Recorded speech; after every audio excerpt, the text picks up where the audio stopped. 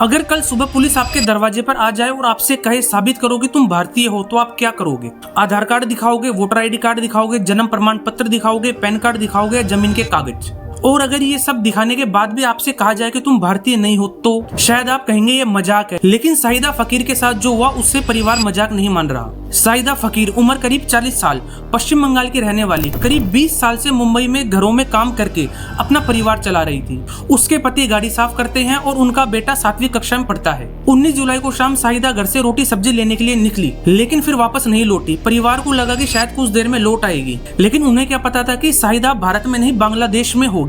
आरोप है कि उन्हें घुसपैठिया बताकर सीमा के उस पार भेज दिया गया। अब ये कहानी सिर्फ शाहिदा की नहीं रह जाती, बल्कि ये कहानी एक सवाल बन जाती है। अगर किसी भारतीय को ही भारतीय साबित करने का मौका दिए बगैर बाहर भेज दिया जाए तो क्या न्याय होगा? क्योंकि शाहिदा के परिवार का दावा है कि उनके पास भारतीय नागरिकता से जुड़े कई दस्तावेज मौजूद हैं। बताया गया है कि उनका जन्म प्रमाण पत्र पश्चिम बंगाल की पंचायत में दर्ज है और करीब 30 साल पुराना है। उनके माता पिता के नाम वोटर लिस्ट में दर्ज है, यहाँ तक कि उनके नाम के सामने सीरियल नंबर भी मौजूद है, 514 और 515। शाहिदा के पास वोटर आईडी कार्ड और पैन कार्ड होने की बात भी सामने आई है। पश्चिम बंगाल में जमीन उनके नाम होने का दावा है। पुस्तनी गांव में परिवार को लोग जानते हैं। हाँ, जो लोग गैर कानूनी तरीके से भारत में आए हैं उनके खिलाफ सख्त से सख्त कार्रवाई होनी चाहिए। लेकिन अगर कार्रवाई में कोई सही व्यक्ति फंस जाए तो उसकी जिम्मेदारी आखिर किसकी होगी?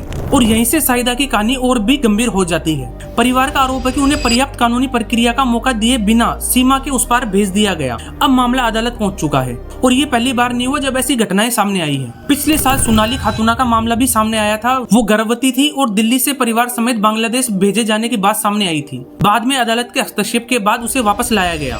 अगर किसी को पहले सीमा के उस पार भेज दिया जाए और उसके बाद अदालत ये तय करे कि वो भारतीय है या नहीं, तो क्या प्रक्रिया उल्टी नहीं हो गई? कानून का मकसद सिर्फ गलत लोगों को पकड़ना नहीं है, कानून का मकसद ये भी है कि बेगुनाह के साथ अन्याय ना हो।